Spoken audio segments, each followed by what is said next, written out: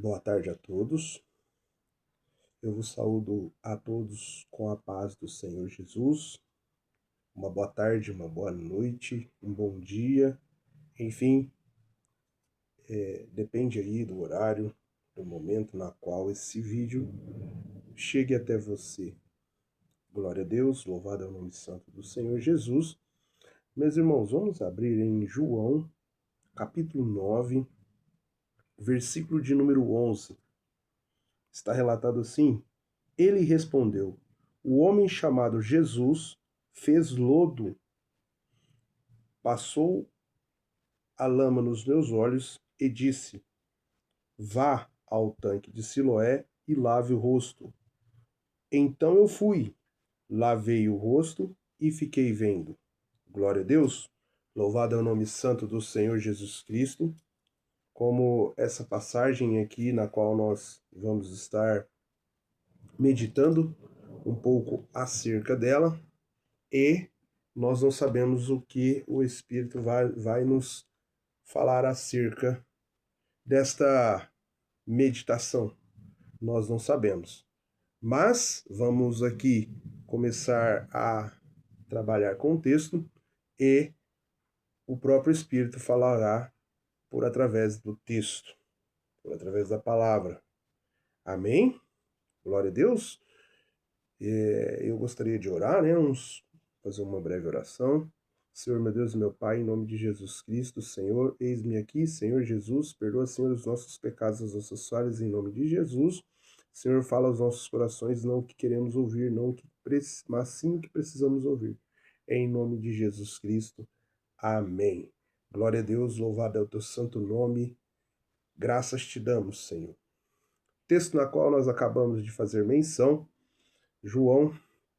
Logo quando nós abrimos no Evangelho de João, é necessário nós entendermos que o Evangelho de João, ele mostra a divindade de Jesus. Só para ressaltar, né? O Evangelho de Mateus, ele mostra Jesus como rei, Marcos mostra Jesus como homem, como servo, e Lucas mostra como homem, e João mostra Jesus como Deus. Então, logo que no contexto do Evangelho de João, vai estar falando, mostrando a divindade de Jesus, a divindade de Cristo. Glória a Deus, louvado seja o teu santo nome. E passando Jesus, avistou-se um cego. Os discípulos perguntaram para Jesus: Mestre, quem pecou? Este ou os seus pais, para que nascesse cego? É interessante notar que na cultura religiosa do povo de Israel, da nação de Israel, eles tinham a crença baseada na teocracia. Logo, a teocracia vem antes do período dos reis. Pega ali um pouco do período dos juízes e vem antes do período dos reis, porque eles entendiam que era Deus que os governava. Portanto, dentro desta cultura, dentro deste contexto, eles entendiam, todo judeu, eles entendiam que toda pessoa que nascesse com enfermidade física, ali era uma forma de ela ser, pelo fato de ser um castigo de Deus. Então, notem que os discípulos logo perguntam: quem pecou, seus pais ou ele, para que nascesse assim? Então, Jesus ali, logo ele já responde que nenhum nem outro. Ou seja, Jesus ali já tira essa ideia de maldição hereditária. E ele responde, e respondeu Jesus: nenhum nem outro, mas esta é para manifestação da glória de Deus. E é interessante também notar que Jesus está em Jerusalém, próximo ao tanque de Siloé. Então, Logo que Jesus diz isso, aproximando-se Jesus, disse ao cego. Ele então se aproxima e então ele gospe na terra seca, fazendo com ela uma lama, um lodo ou um barro, e untou os olhos daquele cego e pediu para que o mesmo fosse e lavasse no tanque de Siloé. Ora, o tanque de Siloé, ele tinha ali o seu significado, que quer dizer o enviado, tipificando, ilustrando que o enviado era o próprio Jesus. Também aqui. Ora, então este foi, lavou e voltou vendo. Logo que este voltou vendo, os vizinhos, as pessoas que viram aquele cego mendigar todos os dias, elas logo o percebem que ele está vendo. E alguns diziam, não é o cego que mendigava todos os dias, assentado? Outros diziam, pareces com ele. Logo o cego disse, sou eu. E então eles não acreditavam que aquele que antes era cego agora tornou a ver. Isso ilustra bem nas nossas vidas. Quando nós temos um encontro genuíno com Jesus, um encontro verdadeiro, logo Jesus nos transforma. Jesus nos cura, nos liberta, nos limpa de todos os pecados. E é notório que as pessoas ao redor, elas entendem e reconhecem que Jesus, que você teve esse encontro, que houve essa mudança. Porém, elas não querem acreditar. Foi assim que aconteceu com esses vizinhos. Ora, eles perguntaram a este cego o que foi que lhe aconteceu.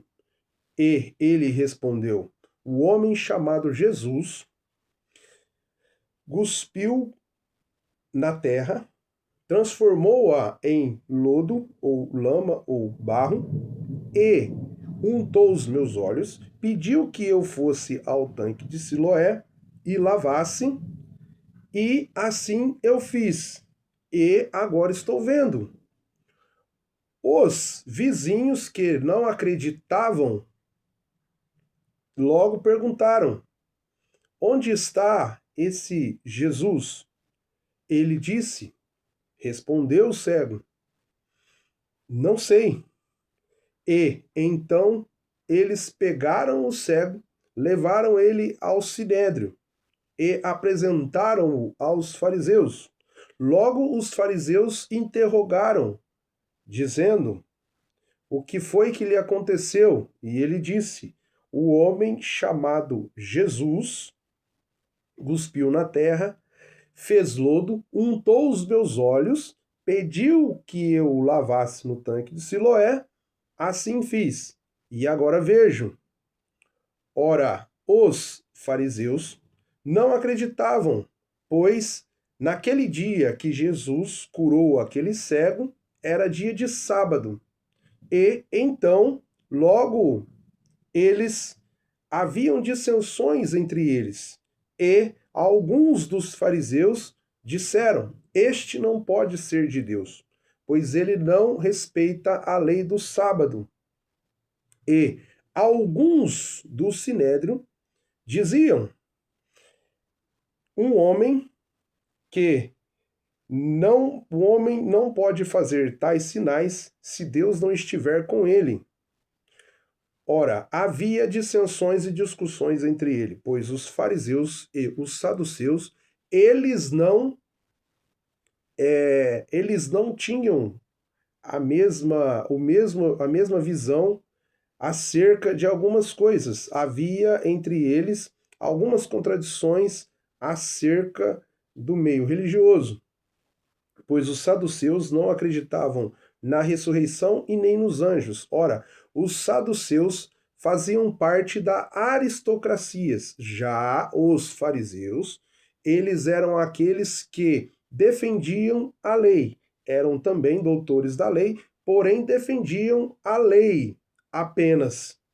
Ora, então, eles voltam para o cego e diz: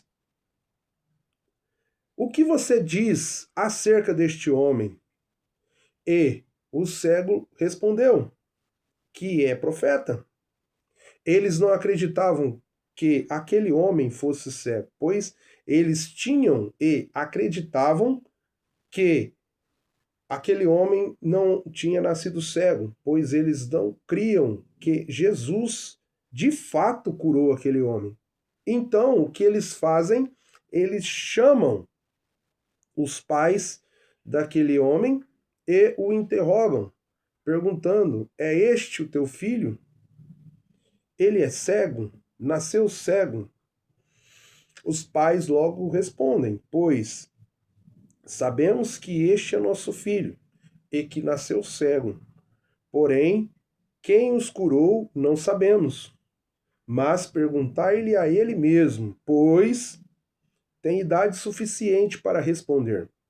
Os pais daquele menino, daquele homem, responderam desse jeito porque eles temiam o sinédrio, pois logo o sinédrio disse e deixou claro que todo aquele que dissesse que Jesus era de fato o Messias, o Cristo, este era expulso da sinagoga.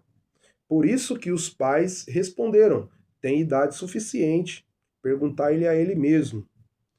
Os fariseus voltaram para aquele cego, dizendo: dá glória a Deus, pois sabemos que este homem é pecador. Ora, aquele que era cego respondeu: se é pecador, não sei. Uma coisa eu sei: eu era cego e agora vejo. E os fariseus perguntaram: o que ele te fez? Como fez? O que ele fez para você? Ele respondeu: já vou-lo disse, que eu era cego, mas vocês não acreditais. Pois, acaso vocês querem tornar discípulos dele também?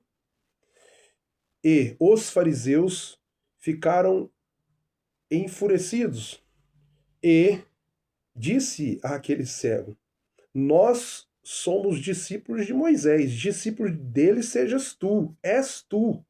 Nós somos discípulos de Moisés. E quanto a este, nós não sabemos nem de onde vem. O cego respondeu: maravilha é esta coisa, pois vocês não sabem de onde ele vem. Porém, desde os antepassados, nunca se ouviu que um homem curara um cego de nascença, e sabemos também que é impossível um homem fazer tais sinais se este não estiver com Deus. E ele então começou a ensinar os fariseus, começou a pregar para o sinédrio. Veja como Jesus ele é lindo, maravilhoso. Veja como é Jesus nas nossas vidas. Talvez você pode ser uma pessoa que, por muitas das vezes, até pode ter sido rejeitado pela sociedade. Pode ser também que você, por um motivo ou outro, pode ter sido rejeitado pelo sinédrio, pela religião, pelas autoridades. Mas mesmo assim, eu tenho uma palavra para te dizer, que Jesus jamais ele desampara os seus.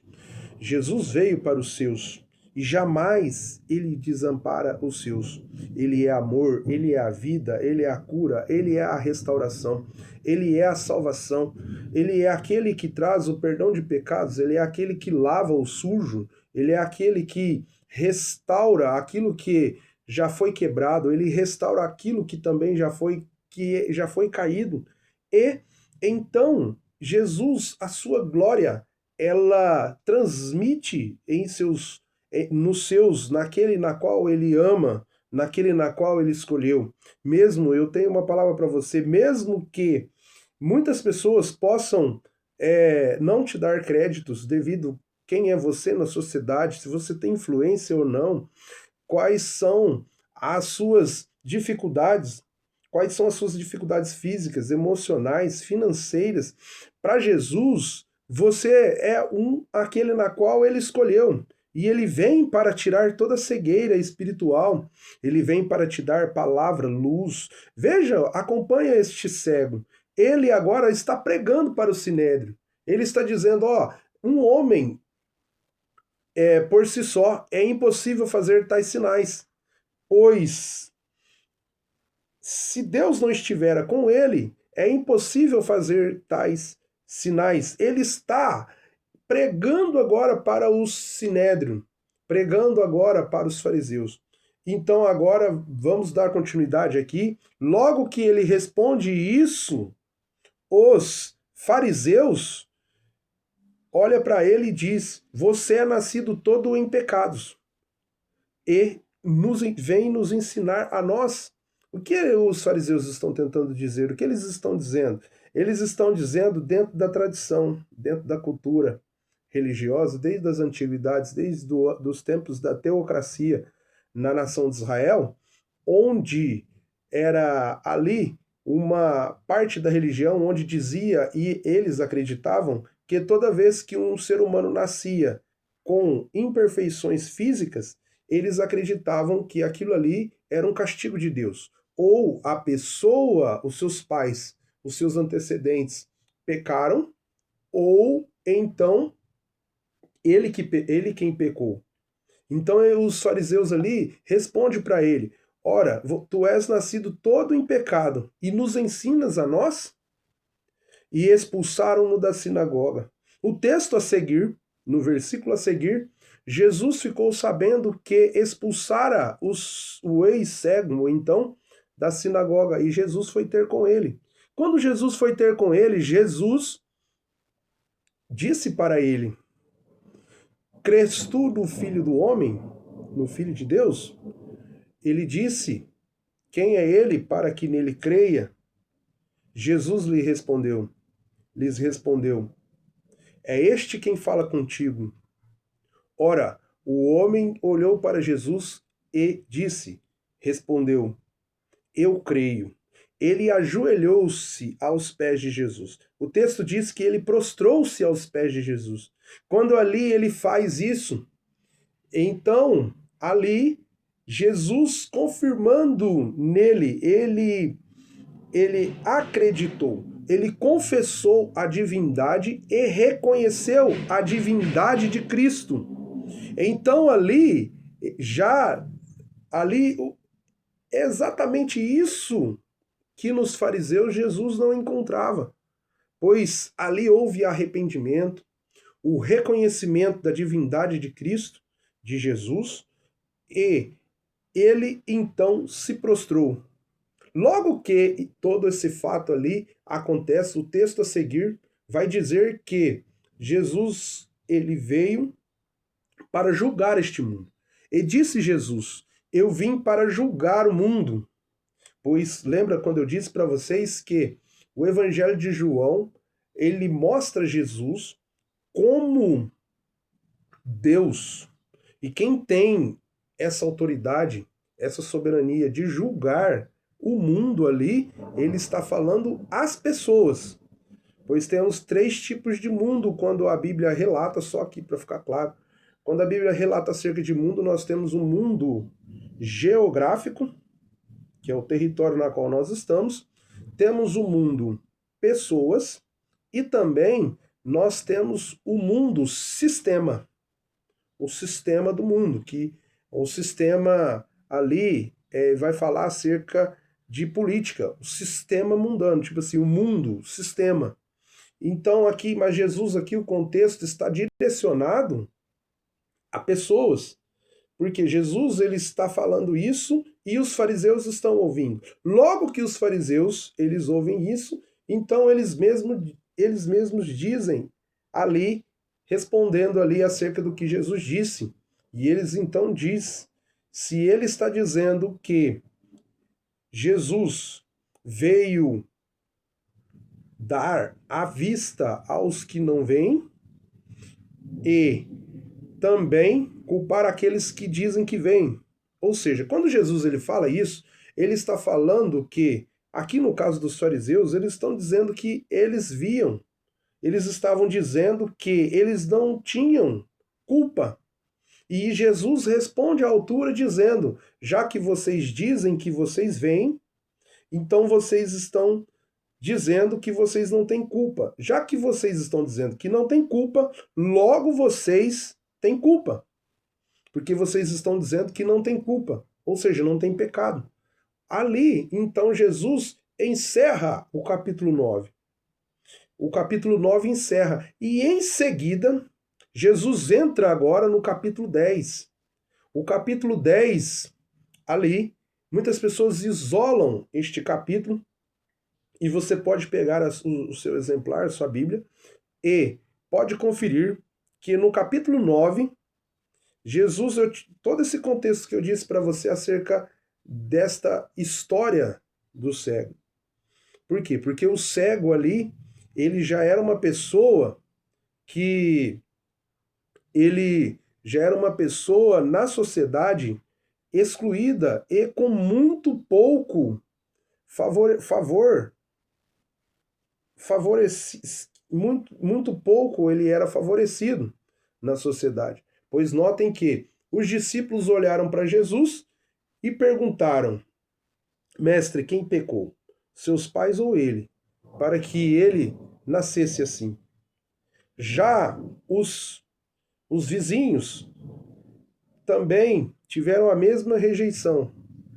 E os fariseus também tiveram a mesma rejeição, porque viam ele como um pecador, pois ele era cego de nascença. Então, eles acreditavam que aquela dificuldade física, aquela anomalia física, era nada mais, nada menos do que um pecado.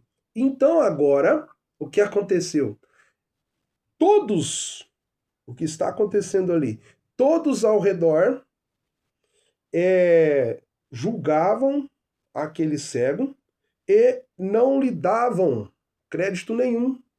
E o único ali que favoreceu, além de favorecer, perdoou o pecado, além de favorecer, deu um banho, fez o milagre e ainda assim creditou nele riquezas do mundo espiritual. Ou seja, para aplicar isso daqui, às vezes nas nossas vidas, é bem assim. Pois, às vezes, você não tem ninguém. Você vai notar que quando o bicho pegou mesmo, até os seus pais o abandonaram. Tem idade suficiente. Perguntai a ele mesmo. Ele tem idade suficiente para responder. Porque eles temeram o sinédrio, a fim de que o sinédrio os expulsassem da sinagoga.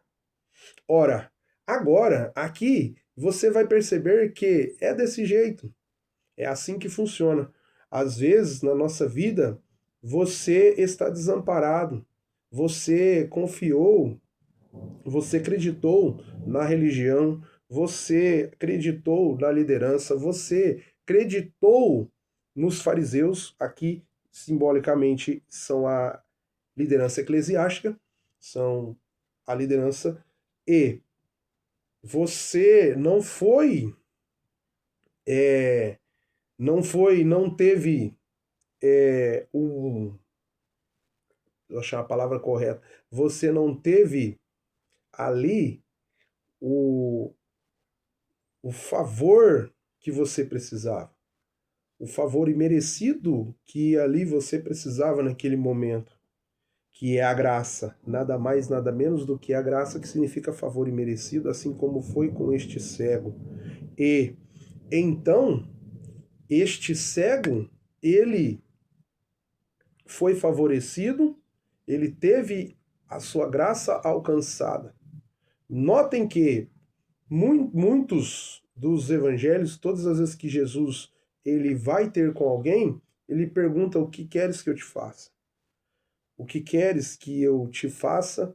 E com este cego, não. Jesus, a graça o alcançou. Todos desmereciam ele, não davam créditos na pessoa dele.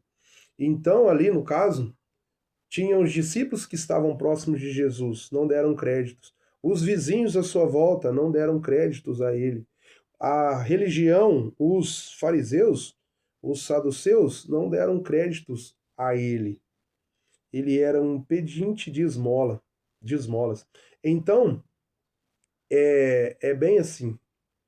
Talvez na sua vida você pode estar desamparado em tudo isso daqui que eu estou dizendo aqui, em tudo isso que o texto está dizendo.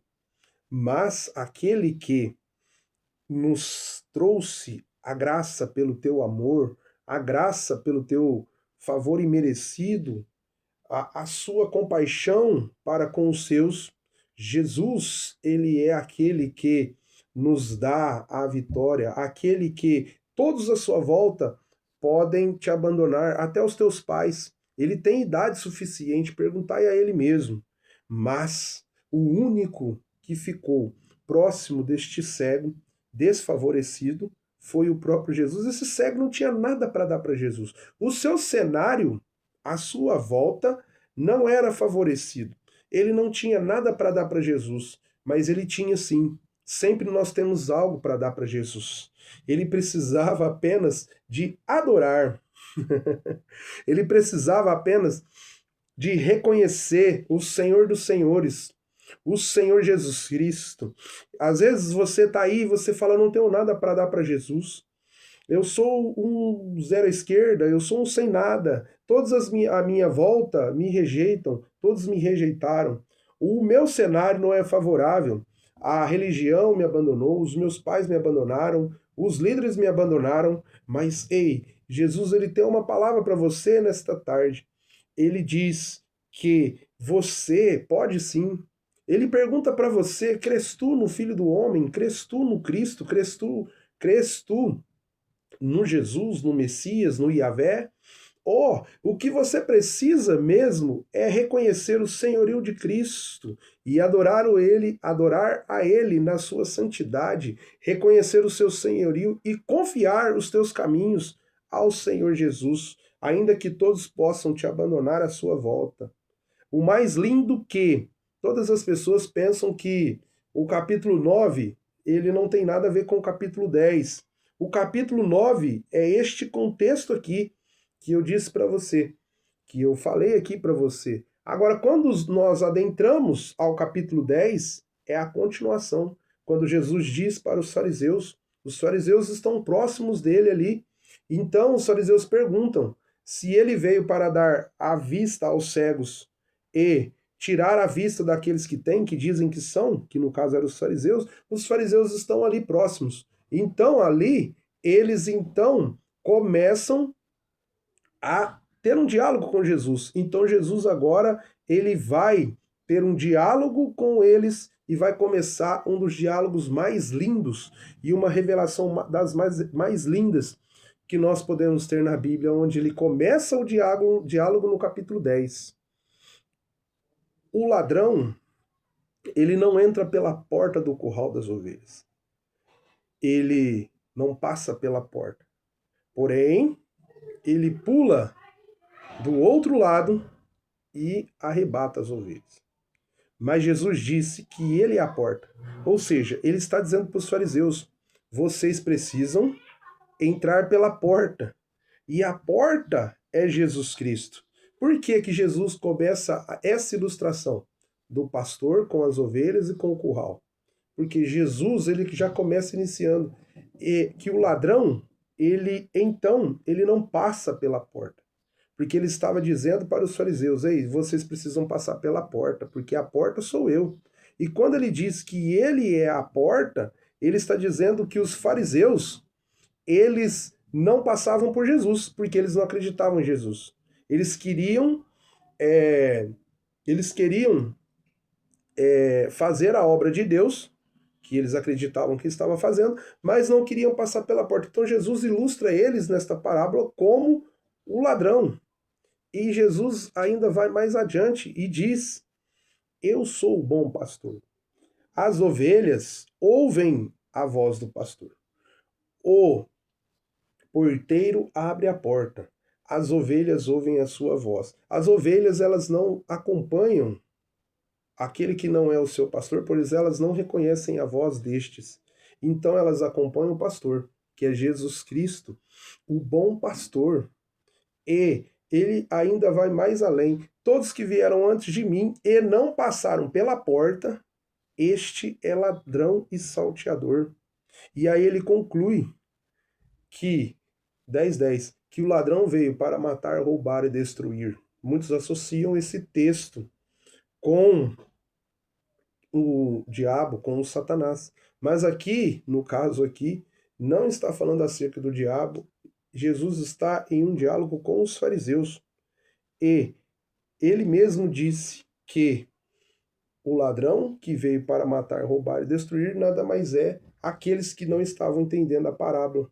E, por causa de uma cura de um cego, os fariseus, que estavam questionando a cura de um cego, e então Jesus, ele inicia-se com esta parábola, falando a respeito dos fariseus, pois ele ilustra que ele é o bom pastor.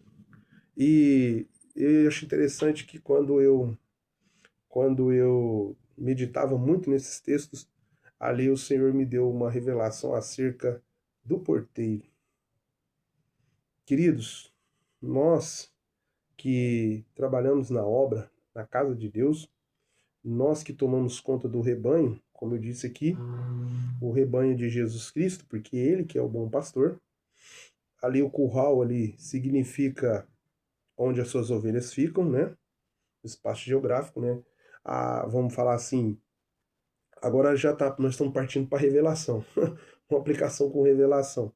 Então aqui, esse espaço onde ficava as ovelhas, eles simboliza a Igreja de Cristo, universal. E a porta é Jesus. O bom pastor é Jesus. As ovelhas são suas. E os obreiros, pastores que são denominados nessa terra, que têm a incumbência de tomar conta das ovelhas, diáconos, presbíteros, apóstolos, evangelistas. Quem são eles então? Se Jesus é o bom pastor. Agora você vai pegar a revelação. Quem são eles? Quem somos nós que trabalhamos na obra em prol das ovelhas? Você, nada mais, nada menos, é o porteiro. Você é o porteiro que abre e fecha a porta. E a porta é Jesus Cristo. E o bom pastor é o Jesus Cristo. Então aqui você tem agora as aplicações que foram feitas diante da palavra de Deus, e agora também você tem a revelação da palavra.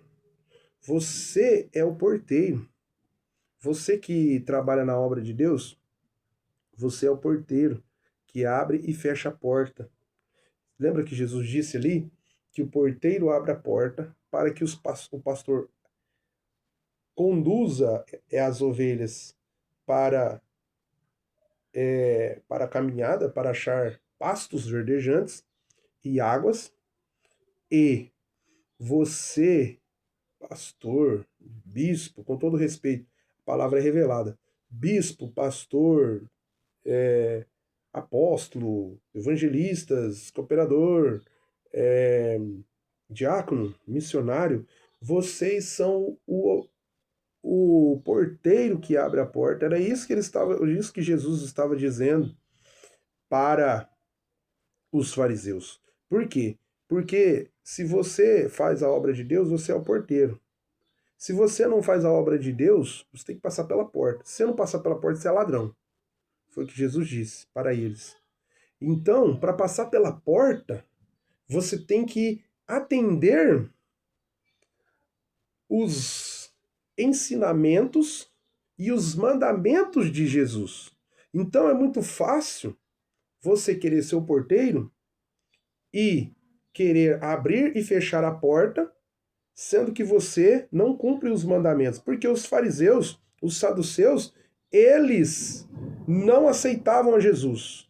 Por isso que Jesus, então, conta esta parábola, para que eles pudessem entender. Ainda Jesus, ali no 8, diz que os que vieram antes de mim, e ele está dizendo aqueles que não passaram pela porta, que não acreditaram no Messias, eles também são ladrões e salteadores.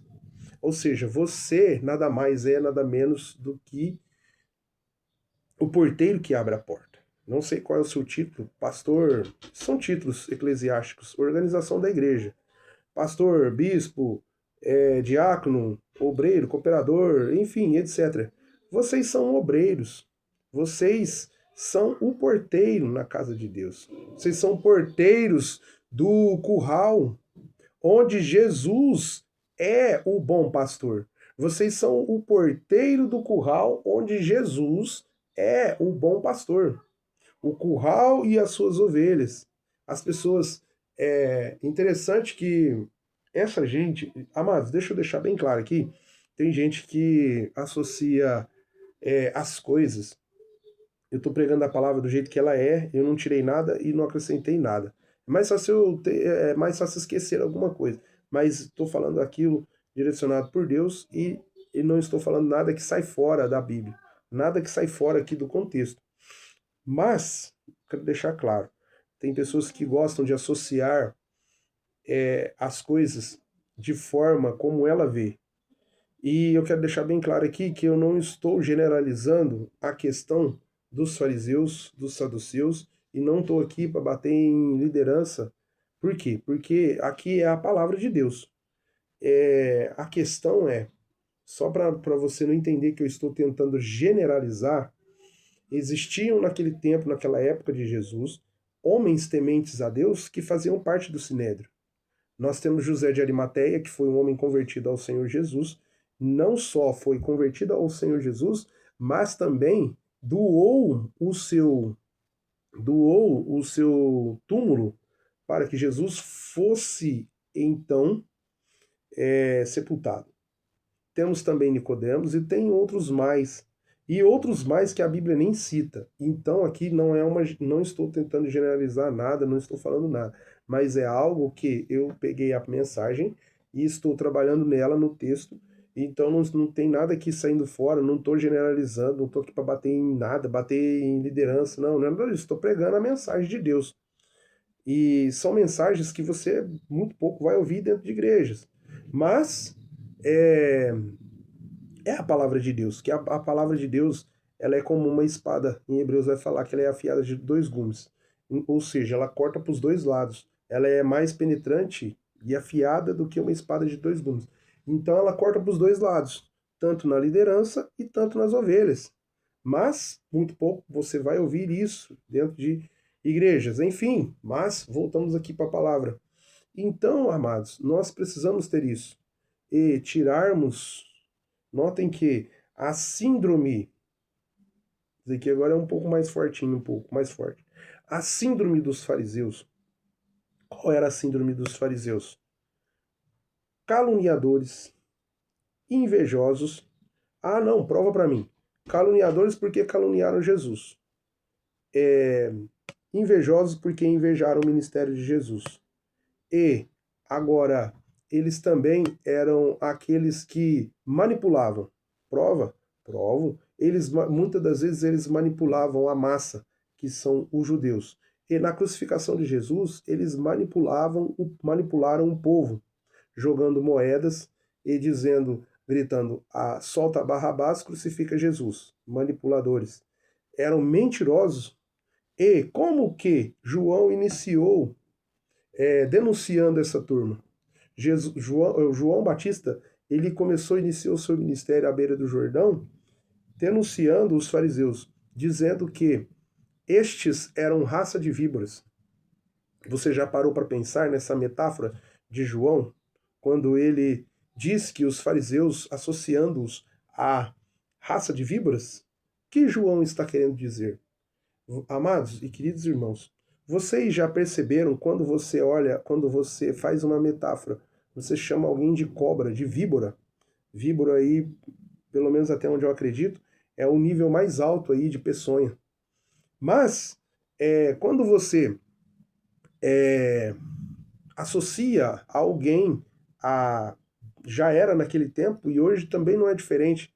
Quando você associa alguém usando uma metáfora, chamando a pessoa de cobra, cascavel, sei lá, você vai logo perceber que você está associando que essa pessoa é uma pessoa traiçoeira, é uma pessoa falsa, entendeu? Então, logo, só para você entender, então, logo você vai perceber. Então, o que Jesus queria que estes homens fizessem era que os fariseus, eles fossem como aquele cego, que reconhecesse a Jesus.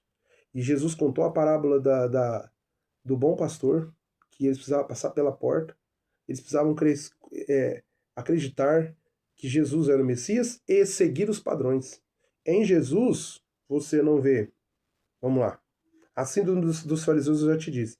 Em Jesus, você não vai ver ele fazer acepção de pessoa. Jesus, você não vai ver ele manipulando ninguém. Jesus, você não vai ver ele mentindo e com inveja de ministério de ninguém.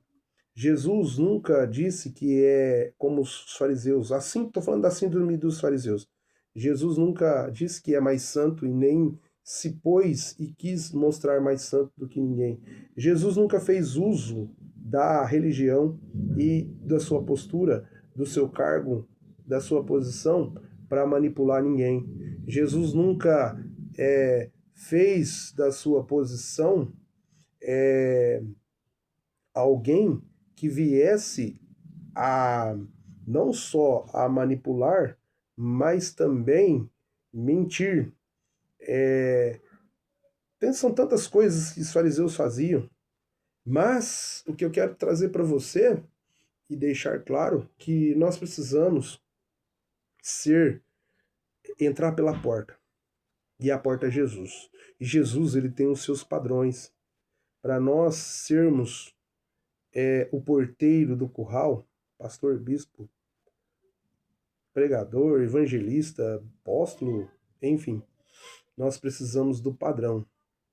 E precisamos estou colocando eu também, precisamos nos policiarmos, vamos falar assim, e ver verdadeiramente se nós estamos nos padrões da porta.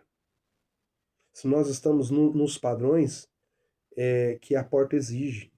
Porque o porteiro, ele é aquele que abre a porta. O pastor, ele é o porteiro. O bispo é o porteiro, o apóstolo é o porteiro. Aquele que abre a porta é aquele que apresenta a porta. Aquele que abre a porta para que as ovelhas passem, para que as ovelhas encontrem abrigo, para que as ovelhas sejam recebidas pelo bom pastor. O bom pastor é Jesus Cristo. É ele que é o dono das suas ovelhas. E interessante que Jesus, um pouco mais à frente ali nos versículos, ele diz que ainda há ovelhas que não são desse aprisco. Ele estava falando de nós, gentios, que não somos judeus. E que futuramente também ela vai fazer parte do mesmo aprisco, ou seja, do mesmo curral. Então está falando acerca de nós ali. Está falando de nós como ovelhas, como igreja.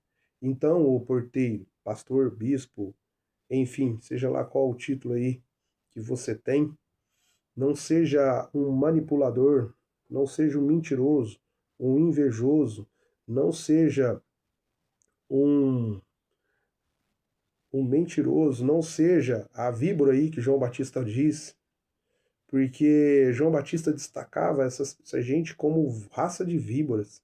E víboras nada mais é do que aqueles que são traiçoeiros. Logo nessa metáfora aí, você pode classificar aí de tantas formas, veneno, de tantas outras formas aí que você pode destacar aí esta metáfora e essa figura de linguagem de João Batista. Raça de víboras, quem vos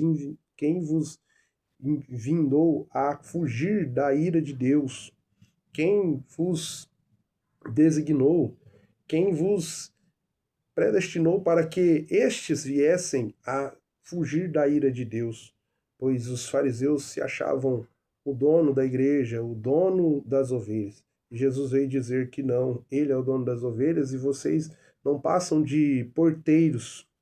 Essa parte do porteiro é uma revelação que Deus me deu.